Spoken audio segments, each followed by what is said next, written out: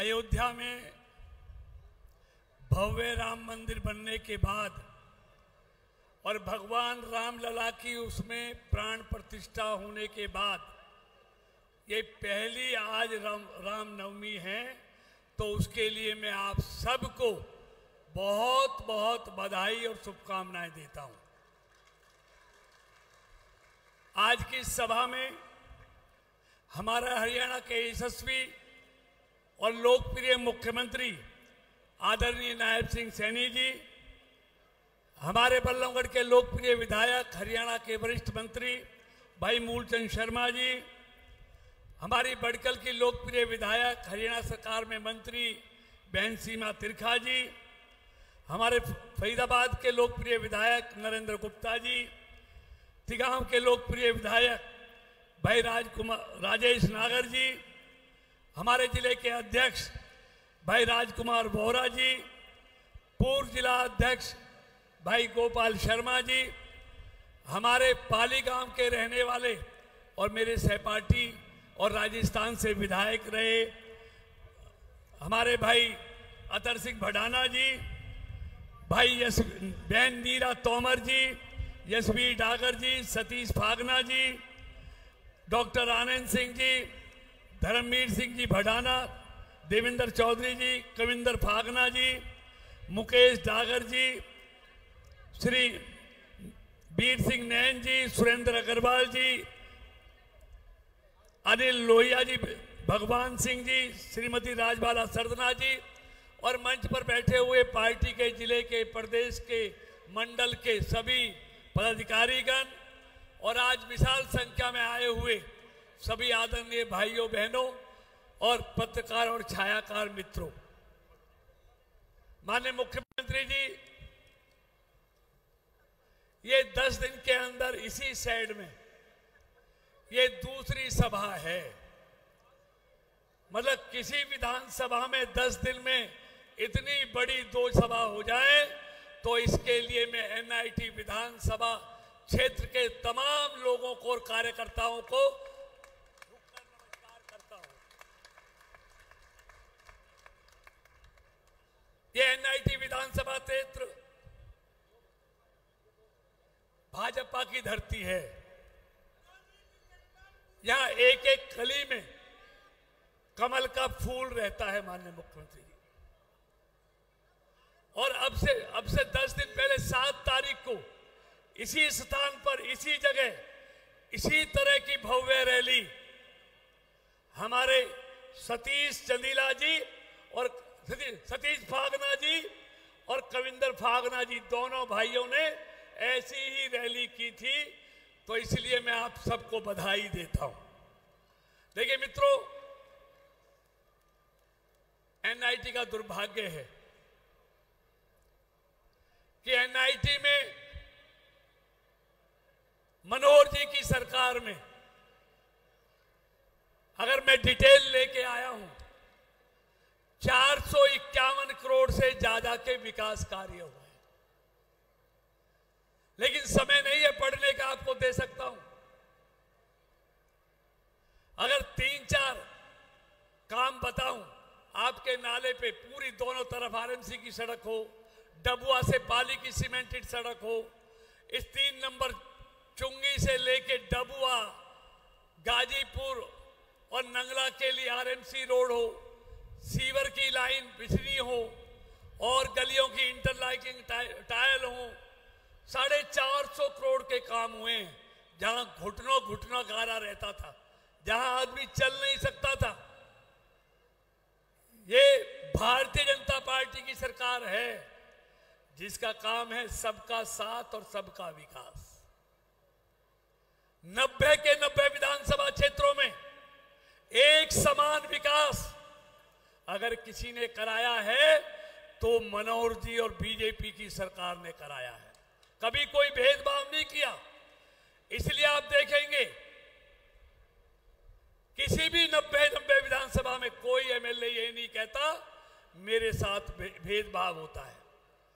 सिर्फ एक ही एमएलए है पूरे हरियाणा में जिसने करना कुछ नहीं, सिर्फ आलोचना करना है। हम क्या कर सकते हैं? अगर किसी ने कीचड़ में ही लेटना है तो हम कौन रोक सकता है? कभी काले कपड़े पहनता है, कभी सफेद कपड़े झोला बनवा के पहनता है, कभी कीचड़ में लेटता है, कभी नंगे पैर चलता है। अरे इतनी मेहनत अगर एनआईटी विधानसभा के क्षेत्र के विकास के लिए कर लेते तो शायद आपका भी भला हो जाता और एनआईटी विधानसभा क्षेत्र का भी भला हो जाता। मुझे बताओ ईमानदारी से, विपक्ष में सिर्फ एक एमएलए नहीं है, विपक्ष में 35 एमएलए हैं। कोई आदमी इस तरह का करता है? क्योंकि मनोहर जी ने हर क्षेत्र में काम किया, बीजेपी की सरकार ने हर क्षेत्र में सबको पैसे दिए, लेकिन किसी ने राजनीति करनी है, अगर उन्होंने काम नहीं करना सिर्फ राजनीति करनी है तो क्या कह सकते हैं? तो मित्रों, मैं कहना चाहता हूं कि एनआईटी विधानसभा क्षेत्र भी हरियाणा का हिस्सा है। इनको बजाय ये सारी चीजें करने के एनआईटी की विधानसभा के लिए कुछ करते तो शायद अच्छा होता। इसे कुछ ही कहना, लेकिन मैं एक बात कहना चाहता हूं, समय बहुत हो गया है, मैं पिछली बार भी बोल के गया था, लेकिन इन 10 सालों में देश में जो कुछ भी हुआ है, देश 11वें नंबर से 5वें नंबर की आर्थिक ताकत बना है। 10 साल कांग्रेस की सरकार रही। मित्रों, मैं बताना चाहता हूं, देश 11वें नंबर पे था, अर्थशास्त्री के हाथों में देश की बागडोर थी, लेकिन 11वें पे से 11वें पे ही रहा, एक भी नीचे नहीं आया, ऊपर नहीं गया। और एक चाय बेचने वाले के हाथ में, मां भारती के सपूत नरेंद्र मोदी के हाथ में आपने ताकत दी तो 10 सालों में 11वें नंबर से दुनिया में 5वीं ताकत बना दिया भारत को। और अगले 3 साल बाद भारत दुनिया की 3री सबसे बड़ी आर्थिक ताकत होगा। मित्रों, हमारी पार्टी के वैचारिक संकल्प थे, हमारा वैचारिक संकल्प था, अगर भारतीय जनता पार्टी सत्ता में आएगी तो हम 370 को समाप्त करेंगे। 370 समाप्त हुई। बीजेपी का वैचारिक संकल्प था कि हमारी पार्टी की सरकार बनेगी तो हम सीए का कानून लेके आएंगे, यानी कि बांग्लादेश और पाकिस्तान से सताए हुए हिंदुओं को भारत में नागरिकता देंगे। हमने उसको भी नागरिकता देने का कानून बनाकर काम किया।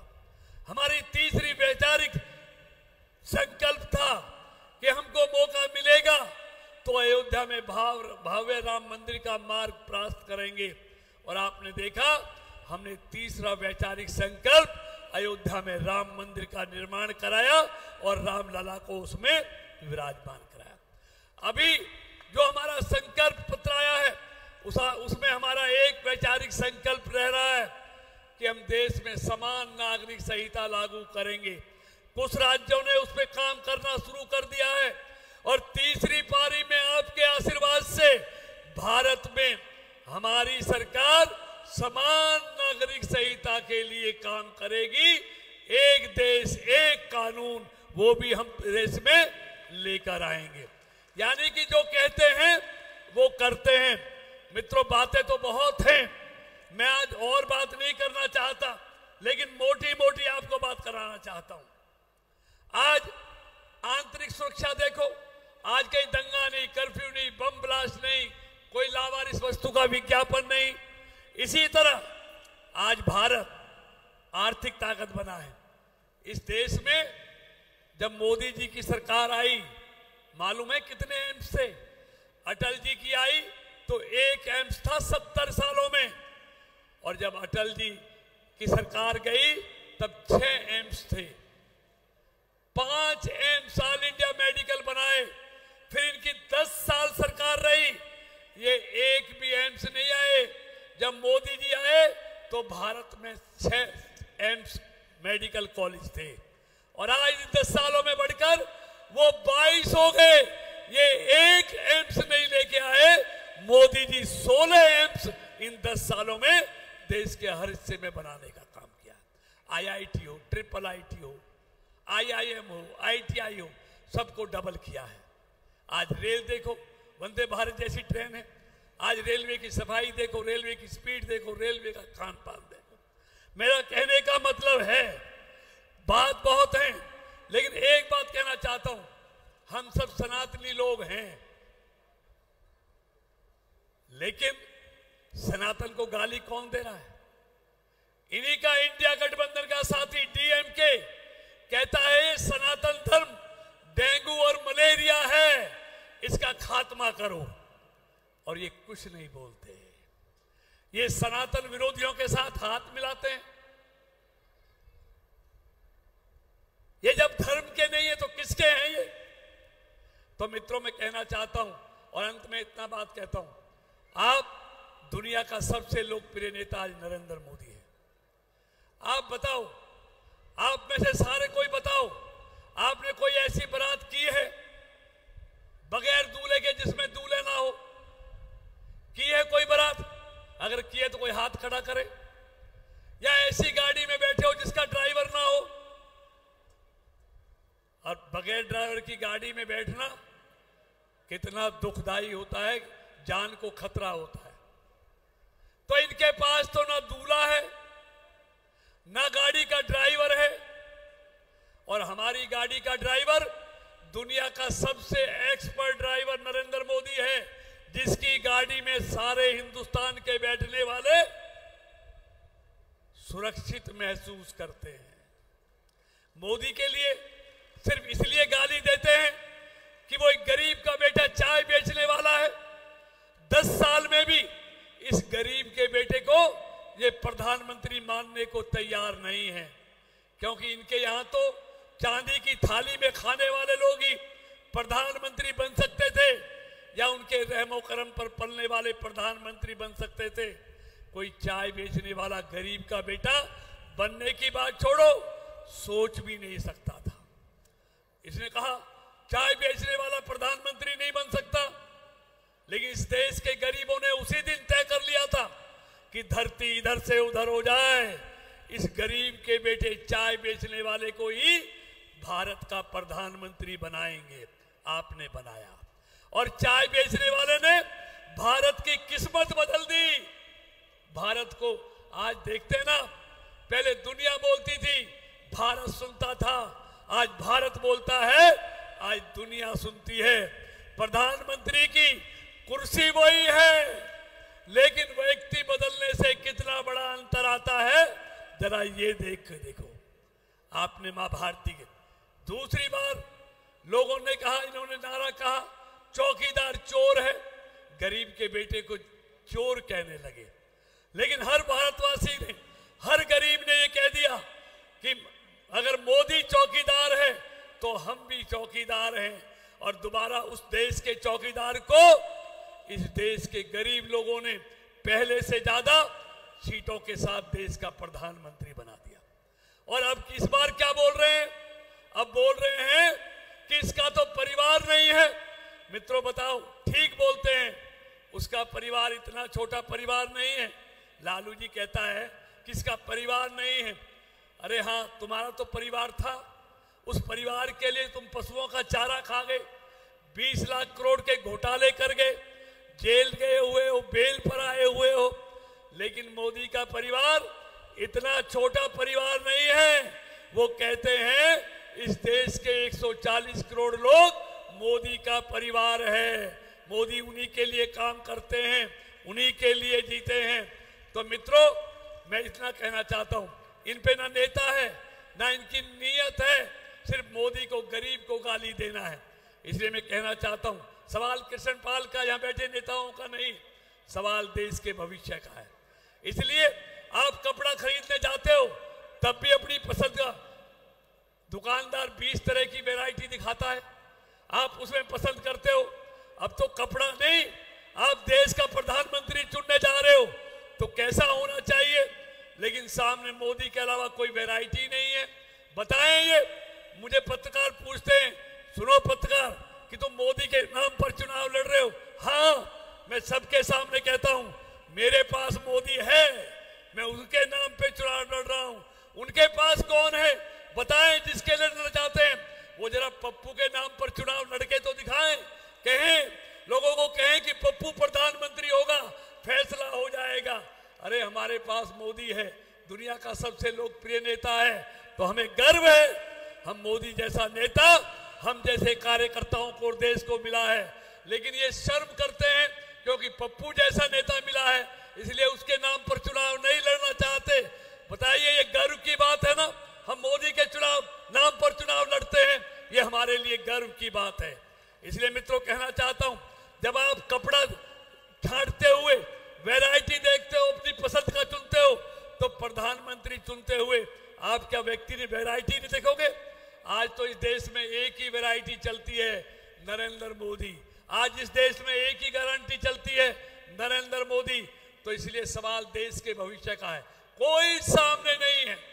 आप सारे सर्वे देखते हो, आज सारे सर्वे मोदी को 400 सीटें, 391 सीटें दे रहे हैं। और चुनाव संपन्न होते होते जो मोदी ने कहा 400 पार, आप देखना वो 400 पार होगा। पूरे देश का बच्चा बच्चा कह रहा है अब की बार 400 पार। आवाज़े खलक नकाराए खुदा, जो जनता की आवाज होती है वो भगवान की आवाज होती है। इसलिए मैं आपको निवेदन करना चाहता हूं, आपका एक एक भाजपा को दिया हुआ वोट ना सिर्फ कृष्णपाल को मजबूत करेगा, मोदी जी को मजबूत करेगा। और मोदी जी को मजबूत करने का मतलब है भारत को मजबूत करना। मेरा आपका दिया हुआ मुझको वोट मोदी को प्रधानमंत्री बनाएगा, और गलती से किसी ने किसी को दे दिया तो पता ही नहीं है कौन बनेगा। फिर ये झगड़ेंगे, हड़पेंगे, घोटाले करेंगे, जेल जाएंगे, बेल पर आएंगे, और हिंदुस्तान के आने वाली पीढ़ियों का भविष्य चौपट हो जाएगा। आइए देश को मजबूत करने के लिए हम भाजपा के साथ चलें, मोदी जी के साथ चलें। यही निवेदन करते हुए अपनी बात को समाप्त करता हूं। भारत माता की, भारत माता की जय श्री राम, जय जय श्री राम। धन्यवाद।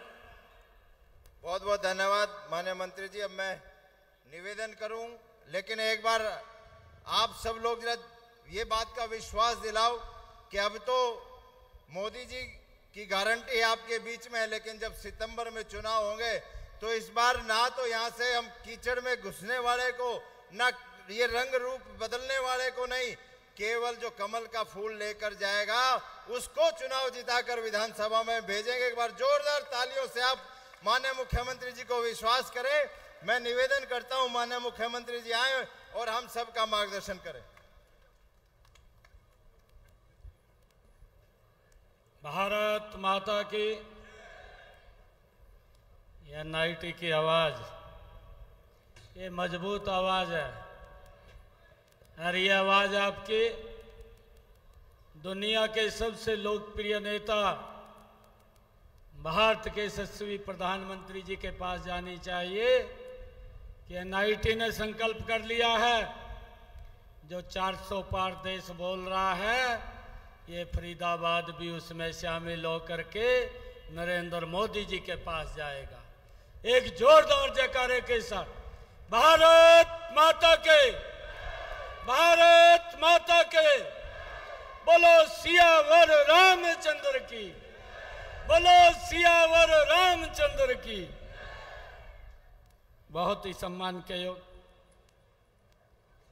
इस क्षेत्र के लोकप्रिय नेता, लगातार जिनको आप अपना आशीर्वाद देकर के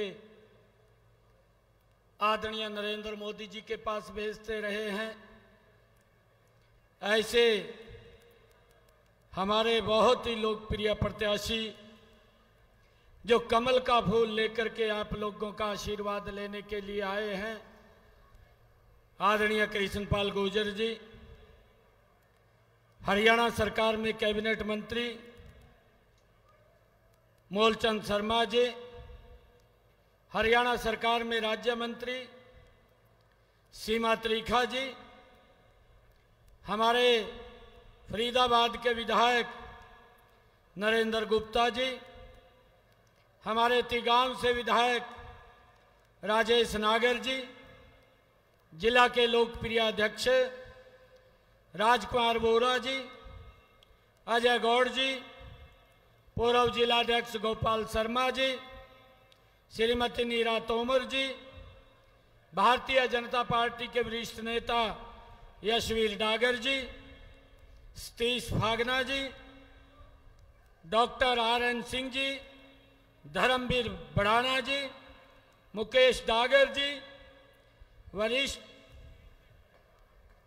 वरिंदर फागना जी और हमारे बीरू सिंह जी नैन, सुरेंद्र अग्रवाल जी, अनिल लोहिया जी, राजबाला सरदाना जी, महिला मोर्चा की हमारी अध्यक्षा और उपस्थित NIT की सभी सरदारी, मंच पर विराजमान पार्टी के हमारे सभी पदाधिकारी और हमारे इधर दूसरे मंच के ऊपर बैठे हुए पार्टी के सभी सम्मानित पदाधिकारी और कार्यकर्ता भाई और बहनों, आप सबको मैं आज दोनों हाथ जोड़ करके प्रणाम करता हूं, नमस्कार करता हूं। आज मेरा सौभाग्य है NIT में आज मुझे आप लोगों से रूबरू होने का अवसर मिला है। मैं ये देख रहा था पिछले 10 वर्षों में NIT में बिना भेदभाव के हमारी डबल इंजन की सरकार ने जबरदस्त काम किए हैं। मैं ये भी देख रहा था कि हमारी जो कॉलोनियां यहाँ पर अनअप्रूव्ड थी, जो अनऑथराइज कॉलोनियां थी, उनमें भी बहुत ज़्यादा कॉलोनियों को ऑथराइज करने का काम इन 10 वर्षों में ये हमारे पूर्व मुख्यमंत्री आदरणीय मनोहर लाल जी ने किया है। भाइयों, जो अनअप्रूव्ड कॉलोनियां थी, ये कांग्रेस ने उनके हालात के ऊपर छोड़ा था। कांग्रेस की नीति ही ऐसी थी कि भाई जेब में पैसे दो और जहां मर्जी देखो वहां बना लो, फिर वहां ना पानी की व्यवस्था, ना वहां सड़क की व्यवस्था, ना वहां बिजली की व्यवस्था, लोगों के हाल के ऊपर छोड़ करके और अपनी जेब को गर्म करके वो लोग इधर उधर चले जाते थे। परंतु मनोहर लाल जी ने एक सिस्टम बनाया। उन्होंने कहा कि जितनी भी कॉलोनियां हैं उनको हम ऑथराइज करेंगे, उनमें पानी की व्यवस्था भी देंगे, उनमें सीवरेज की व्यवस्था भी देंगे, उनमें बिजली की व्यवस्था भी देंगे और उनमें और जो सुविधाएं हैं वो सुविधाएं भी पहुंचाने का काम ये हमारी सरकार ने किया कर रही है। भाइयों, मुझे खुशी है इस बात की कि इन 10 वर्षों में जो काम ये हमारी डबल इंजन की सरकार ने किया है, हमें उसका आंकलन करना चाहिए कि पूर्व की सरकारें जो लगातार उनका भी कांग्रेस का 10 साल का शासन रहा है, अगर उसी का अंतर देखें तो एक जमीन आसमान का अंतर उसके अंदर नजर आएगा। भाइयों, हमारी सरकार ने बिना भेदभाव के लोगों तक सुविधाएं पहुंचाने का काम किया है और मैं आप लोगों को विश्वास दिलाता हूं कि आदरणीय नरेंद्र मोदी जी के नेतृत्व में जितनी समस्याएं और हमारी NIT की रुकी हुई है, 4 जून के बाद उन समस्याओं का भी समाधान निकाल करके लोगों तक उसका लाभ पहुंचाने का काम वो हम लगातार करेंगे। भाइयों, किसी भी व्यक्ति को कोई दिक्कत परेशानी ना हो, उसको प्राथमिकता के आधार के ऊपर पूरा करना यह हमारी सरकार का दायित्व है। और भाइयों, यहाँ तो बिना भेदभाव के काम किया है। ये सरकार की नीति है सबका साथ, सबका विकास, सबका प्रयास और सबका विश्वास लेकर के बिना भेदभाव के पूरे देश को मजबूती से आगे बढ़ाने का काम इन 10 वर्षों में नरेंद्र मोदी की सरकार ने किया है। चाहे भाइयों रोड्स की बात हो, चाहे एयर कनेक्टिविटी की बात हो, चाहे रेलवे के अंदर हमारे वंदे भारत जैसी ट्रेन पहली बार आदरणीय नरेंद्र मोदी जी ने आधुनिक सुविधाओं से सुसज्जित देश के लोगों को समर्पित करने का काम इन्हीं 10 वर्षों के अंदर किया है। आदरणीय कृष्णपाल जी कह रहे थे कि एम्स बनाने का काम किया है। अरे मेडिकल कॉलेज खोलने का काम भी इन्हीं 10 वर्षों के अंदर हुआ है। इनके समय के अंदर तो मेडिकल कॉलेज भी नहीं थे। आज हमारी इस डबल इंजन की सरकार ने हरियाणा प्रदेश के 17 जिलों के अंदर भाइयों मेडिकल कॉलेज खोलने का काम किया है और 22 के 22 जिलों के अंदर भाइयों मेडिकल कॉलेज खोल करके लोगों को सुविधाएं देना और अलग से जो हमारी मेडिकल की डॉक्टर्स की सीटें, एमबीबीएस की सीटें हैं, उनको भी बढ़ाने का काम इन्हीं 10 वर्षों के अंदर हमारी डबल इंजन की सरकार ने किया है। भाइयों, चाहे देश की समस्याएं हैं, उन समस्याओं का समाधान किया है, और चाहे धारा 370 जैसी जिसको लंबे समय से देश भुगत रहा था। भाइयों, ये निर्णय कांग्रेस नहीं ले सकती थी, जिन्होंने 55 साल तक, 60 साल तक इस देश के ऊपर शासन किया। ये निर्णय तो अगर किसी ने लिया है तो वो नरेंद्र मोदी जी ही निर्णय ले सकता है, और उसके पीछे आप लोगों की ताकत और शक्ति है। भाइयों, आप लोगों ने कमल का बटन दबाया, नरेंद्र मोदी जी ने बिना भय के भाइयों दिल्ली में बैठ करके निर्णय इस देश के हित के अंदर लेने का काम किया है। चाहे सीए की बात हो, चाहे महिलाओं के सम्मान की बात हो, हम देखते हैं कांग्रेस पार्टी लगातार महिलाओं का वोट तो लेती रही है, परंतु महिलाओं का जितना शोषण ये कांग्रेस के लोगों ने किया है, भाइयों ये किसी से छुपा नहीं है। आज भी उनकी मानसिकता महिलाओं के प्रति क्या है, उनके नेताओं के मुंह से नजर आता है। भाइयों, समय समय के ऊपर किस प्रकार की अभद्र भाषा बोल करके महिलाओं को अपमानित करने का काम ये लोग करते हैं। जो राहुल गांधी के पास बैठते हैं वही लोग इस प्रकार की भाषा बोलते हैं, परंतु नरेंद्र मोदी जी ने हमारी जो बेटी बचाओ बेटी पढ़ाओ की बात कही थी, लाखों बेटियों को जीवन दान देने का काम ये नरेंद्र मोदी जी की सरकार ने किया है। भाइयों, एक कुरीति थी, उस कुरीति को भी समाप्त किया है। आज हमारी बेटियां, भाइयों कमीशन के अंदर जा करके हमारी रक्षा सुरक्षा के लिए बॉर्डर के ऊपर दिन रात इस देश की सेवा के अंदर लगी हुई है। और भाइयों, आदरणीय प्रधानमंत्री जी ने महिलाओं को सम्मान देने के लिए लोकसभा के अंदर नारी वंदन शक्ति बिल ला करके बहनों को, महिलाओं को इस देश के विकास के अंदर अग्रणी भूमिका निभा सकें 33% का आरक्षण देने का काम ये नरेंद्र मोदी की सरकार ने किया है। चाहे गरीब के चेहरे पर मुस्कान लाने का काम किया है। अरे ये तो सोच भी नहीं सकते, नरेंद्र मोदी जी ने 5 लाख रुपए का गरीब व्यक्ति को अधिकार दिया है कि वो सिर ऊंचा करके किसी भी हॉस्पिटल में जा करके अपना इलाज करा सके, उसको किसी की तरफ देखने की जरूरत नहीं है।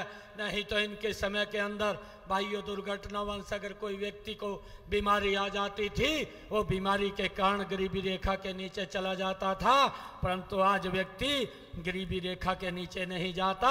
नरेंद्र मोदी जी ने जो गरीबों की मजबूती में काम किए हैं, आज 25 करोड़ से ज्यादा गरीबी रेखा से निकाल करके लोगों को मजबूत करने का काम ये नरेंद्र मोदी की सरकार ने इन 10 वर्षों के अंदर किया है।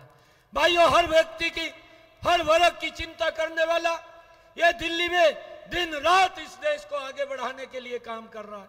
मुझे खुशी है ये कांग्रेस के लोग किस प्रकार से दुष्प्रचार करते थे। भाइयों, जब कोरोना का संकट आया, ये कोरोना के संकट में किस प्रकार से इन्होंने लोगों के जीवन के साथ कांग्रेस के लोगों ने खेलने का काम किया है। अरे नरेंद्र मोदी जी ने दिल्ली में बैठ करके जब ये वैश्विक संकट था, मात्र 8 महीने के अंदर एक वैक्सीन नहीं 2 वैक्सीन का निर्माण किया।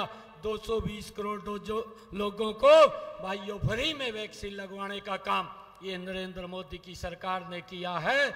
और उससे आगे भी 80 करोड़ परिवारों को लगातार राशन पहुंचाने की व्यवस्था भी भाइयों नरेंद्र मोदी जी ने की है कि मेरे देश के अंदर एक व्यक्ति भी भूखा पेट ना सोए। भाइयों, उसको ध्यान में रखते हुए नरेंद्र मोदी जी ने उन तक राशन पहुंचाने की व्यवस्था की है। भाइयों, 100 से ज्यादा देशों को बाहर भी भेजने का वैक्सीन कार्य ये नरेंद्र मोदी जी ने किया है। और भाइयों, विपक्ष की क्या भूमिका थी? विपक्ष के लोग बोलते थे कि ये वैक्सीन मत लगा लेना, अगर ये वैक्सीन लगवाएंगे तो मारे जाएंगे, अगर ये वैक्सीन लगाएंगे तो बुजुर्ग चले जाएंगे। ये इस प्रकार का दुष्प्रचार ये कांग्रेस के लोग करते थे। अपने आप तो कमरे में जाकर के वैक्सीन लगवाई और बाहर निकल के मीडिया के सामने बोलते थे कि ये तो मोदी की वैक्सीन है, इसको मत लगवा लेना। इस प्रकार का दुष्प्रचार ये कांग्रेस के लोग ही करते थे। भाइयों, इन्होंने देश के लोगों के जीवन के साथ खेलने का काम किया है। नरेंद्र मोदी जी दिल्ली में बैठ करके बोलता रहा कि मेरे लिए एक एक जान कीमती है, मैंने एक एक जान को बचाना है और उसके लिए मेरी सरकार लोगों के साथ कंधे से कंधा मिला करके उनके साथ खड़ी हुई नजर आई है। भाई, ये नरेंद्र मोदी की सरकार है। किस प्रकार से हमारे जो श्रमिक भाई थे, उन श्रमिक भाइयों को भी इन्होंने गुमराह करके वहां पर अफवाह फैला करके बाहर निकालने का काम किया है। परंतु नरेंद्र मोदी जी ने ससम्मान एक एक श्रमिक को उसके घर के ऊपर जो ट्रेन चला करके ट्रेन के अंदर बैठा करके उनके घरों तक पहुंचाने का काम इस कोरोना कालखंड के अंदर किया है। भाइयों, हमने समझना चाहिए कि ये सरकार हमारे हित के अंदर काम कर रही है। ये सरकार देश को बढ़ाने के लिए भाइयों मजबूती से काम कर रही है, देश की समस्याओं का समाधान कर रही है। दुनिया के अंदर भारत का गौरव, भारत का सम्मान बढ़ाने का काम नरेंद्र मोदी की सरकार कर रही है। भाइयों, ये विपक्ष के अंदर बैठे हुए ये घमंडिया गठबंधन के लोग जो ये बोलते हैं, भाइयों, एक तो इनका जो पार्टनर है वो पार्टनर मंचों के ऊपर बोलता था कि मैं तो ईमानदार हूं, मेरी पार्टी कट्टर ईमानदार है। भाइयों, उसका चोला भी ईमानदारी का वो पूरे देश के सामने आ गया है। जो व्यक्ति दिन रात कांग्रेस को गाली देता था और कांग्रेस बोलता था कि इन्होंने देश को लूटने का काम किया, इन्होंने देश के अंदर भ्रष्टाचार किए, भाइयों, सबसे पहले उन भ्रष्टाचारियों को गले लगाने का काम वो उसी ने किया है। भाइयों, अरविंद केजरीवाल इसी ने ही सबसे पहले जा करके भ्रष्टाचारियों के साथ मिल करके ये प्लानिंग में शामिल हो गया है। भाइयों, ये लोग ये देश के विकास की नहीं, ये परिवार बचाने की लड़ाई लड़ रहे हैं। नरेंद्र मोदी जी इस देश को बचाने की लड़ाई लड़ रहा है और ये घमंडिया गठबंधन के लोग ये परिवार को बचाने की लड़ाई लड़ रहे हैं। भाइयों, इस बात को हमने समझना है कि ये सरकार ये हमारे हित के अंदर देश को आगे बढ़ाने वाली सरकार है। भाइयों, मैं आप लोगों को एक विश्वास दिलाता हूं कि आदरणीय मनोहर लाल जी ने हरियाणा के अंदर जो योजनाएं चलाई हैं, लंबे समय तक उसका हरियाणा के लोगों को बड़ा लाभ मिलने वाला है। मैं आज आप लोगों के बीच में एक विश्वास दिलाता हूं कि 4 जून के बाद हम मिलकर के आदरणीय नरेंद्र मोदी जी तीसरी बार इस देश ने ये तय कर दिया है कि नरेंद्र मोदी जी तीसरी बार 400 पार सीटों से तीसरी बार प्रधानमंत्री बनने का काम इस देश के अंदर आप लोगों के आशीर्वाद से कर रहे हैं। भाइयों, हम देख भी रहे हैं कि जब 2014 का चुनाव था, इस देश ने आप लोगों ने नरेंद्र मोदी जी को 282 सीटें दी और भाइयों 2019 के चुनाव में आप लोगों ने, इस देश ने नरेंद्र मोदी जी को 303 सीटें दे करके दूसरी बार प्रधानमंत्री बनाया। अब 2024 भाइयों 25 मई को चुनाव होगा और 4 जून को जब रिजल्ट आएगा तो ये देश नरेंद्र मोदी जी को 400 पार सीटें दे करके तीसरी बार प्रधानमंत्री बनाने का काम करेगा। भाइयों, आज मैं देख रहा हूं, आज मैं फरीदाबाद के अगर किसी गांव, किसी शहर के अंदर मैं जाता हूं, एक ही आवाज वहां से निकल करके आती है कि कृष्णपाल जी अब की बार 10 लाख पार वोटों से जीत करके तीसरी बार नरेंद्र मोदी जी को प्रधानमंत्री बनाने का काम आप सब लोग करेंगे। भाइयों, मिल करके हम सब नरेंद्र मोदी जी को मजबूत करें। जो व्यक्ति भाइयों दिन रात इस बात को लेकर के काम कर रहा है कि मेरा देश दुनिया में नंबर 1 के ऊपर आना चाहिए, उन्होंने संकल्प भी लिया है। उन्होंने संकल्प लिया है कि 2047 तक हम विकसित राष्ट्र बनाएंगे। इस विकसित राष्ट्र के अंदर इस देश के आप सब NIT के सरदारी की भाइयों महती भूमिका है। हम सब मिलकर के एक एक वोट 25 मई को कमल के बटन का दबा करके यहाँ से कृष्ण पाल जी को जब 10 लाख पार में भेजेंगे तो नरेंद्र मोदी जी 400 पार से तीसरी बार प्रधानमंत्री बनेंगे। और जब भाइयों प्रधानमंत्री बनेंगे, बटन तो कमल का NIT में दबेगा, और उसकी ताकत जब कमल के फूल पे बटन दबेगा तो उसकी ताकत दिल्ली में नरेंद्र मोदी जी के पास जाएगी, और जब नरेंद्र मोदी पे वो ताकत जाएगी तो और गति से भाइयों इस देश को आगे बढ़ाने का काम नरेंद्र मोदी जी करेगा। भाइयों, मुझे गर्व है ऐसे प्रधानमंत्री जी के ऊपर, हमने अपनी आंखों से देखा है। पहले तो भाइयों दुनिया बोलती थी, भारत सुनता था, आज भारत बोलता है, आज दुनिया सुनती है। ये बदलाव अगर इन 10 वर्षों के अंदर आया है, ये नरेंद्र मोदी जी के नेतृत्व के अंदर आया है, जिन्होंने एक ही जिनकी सोच है कि हमने गरीब का उत्थान करना है, हमने किसान को मजबूत करना है, हमने महिला को सशक्त करना है, हमने युवा को भाइयों आगे बढ़ाना है। उस सोच के आधार के ऊपर ये सरकार काम कर रही है। आइए हम सब मिलकर के ऐसे व्यक्तित्व को मजबूत करने का काम करें, और एक एक वोट कमल का बटन दबा करके भाइयों यहाँ से सबसे बड़े बहुमत से कृष्ण पाल जी को कमल का फूल दे करके नरेंद्र मोदी जी के पास भेजने का काम करें।